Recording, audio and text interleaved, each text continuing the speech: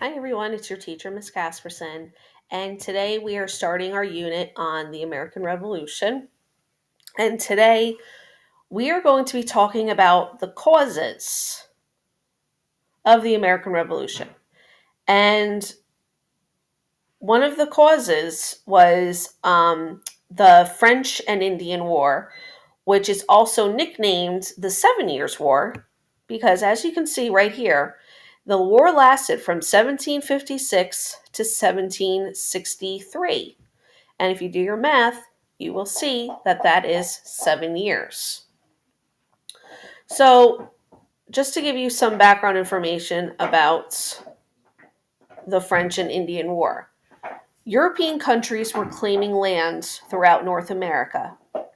France took control of eastern Canada, the Mississippi River, and Louisiana. So, all here is New France, all the way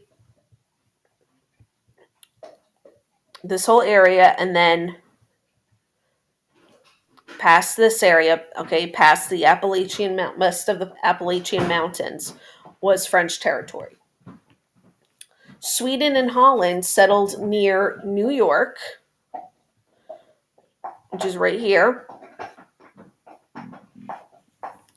and the English and French colonies started expanding into land west of the Appalachian Mountains called the Ohio Territory. So, right here, this is Ohio Territory.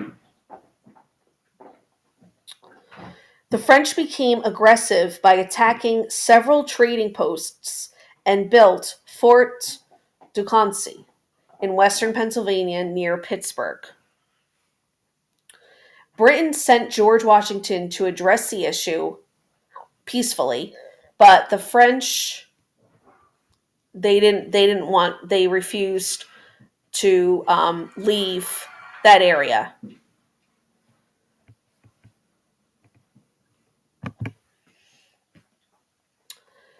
So, because George Washington was unsuccessful in trying to capture the fort, he built his own that he called Fort Necessity. But then, in a blink of an eye, France seized the fort. So then, King James, who was King of England at the time, declared war. And this is what became the French and Indian War, or the 7 Years' War. And in 1756, England seemed like they would have had the upper hand. Their troops were bigger than the French troops. They had their own militias, and they made their own food. France was dependent on their allies from India to help their Native American allies to help them fight, and they had to get food imported from Europe. However, the French had settlements close together, and they were taking orders from one government, whereas the British had their own governments. Okay, the British colonies had their own governments. So they were all getting different advice and different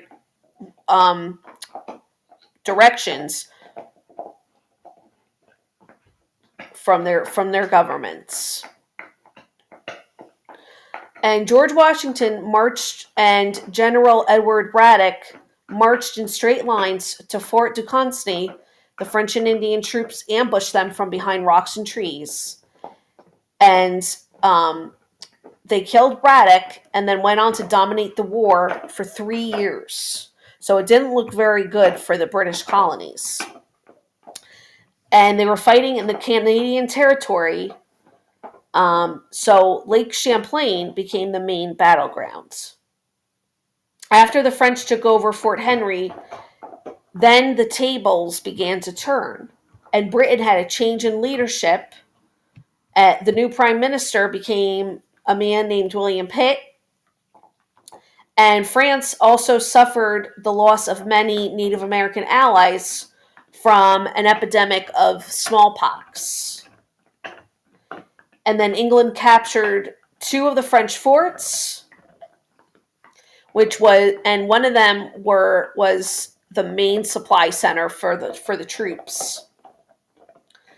And they were also smart enough to become allies with the Iroquois Confederacy. So then British troops went undercover at night and climbed 300 feet to defeat the French headquarters in Quebec, where their enemies would always be, where they thought their enemies would always be safe. By 1760, British soldiers controlled all of New France. They scattered fighting, which continued for the next few years until France finally surrendered. And the Treaty of Paris was signed in 1763, which gave England control of Canada and the eastern half of the Louisiana Territory, which, looking at a map, is Alabama, Mississippi, Georgia, and also Florida.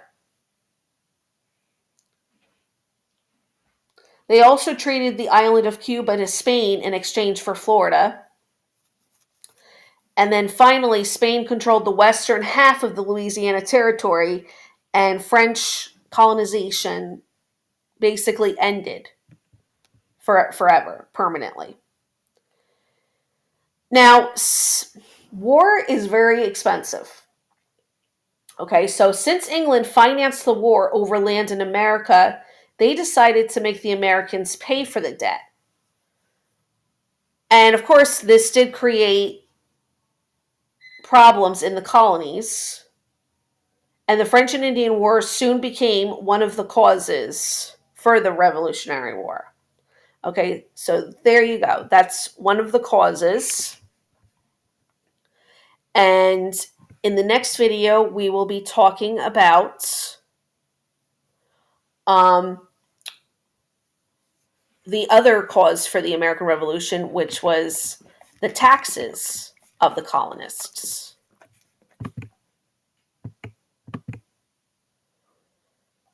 Okay, so just so you guys know, make sure that you are putting the information from this presentation into your notebooks, into your ISNs. Okay, so just to recap, the causes of the French and Indian War was that the French and the British both claimed Ohio River Valley territory. There were too many people in the colonies and there just wasn't enough land. So the English colonists began to move out west. They needed to move farther west. And the French and Native Americans both unhappy about the British invasion, so the French started to build forts. And the effects of the French and Indian War are that the British take over the French land, British soldiers move into the French forts. The Native Americans were angry because they lost the war. However, there was the proclamation of 1763 that the king put into place, basically saying that it was illegal for colonists to move out west. He was hoping that the Native Americans would have been happy with that and become an ally of his. And then war costs a lot of money with weapons, food supply, uniforms, clothing. So the king decided that he was going to start to tax the colonists.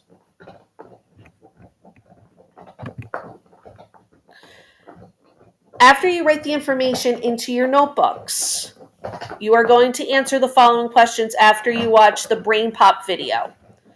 What started the war? Who was first winning the war?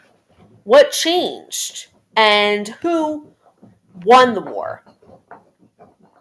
And once you are done,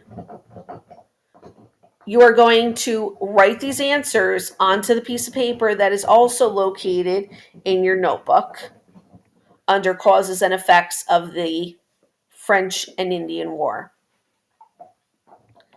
And that is it. And I will continue on in the next video.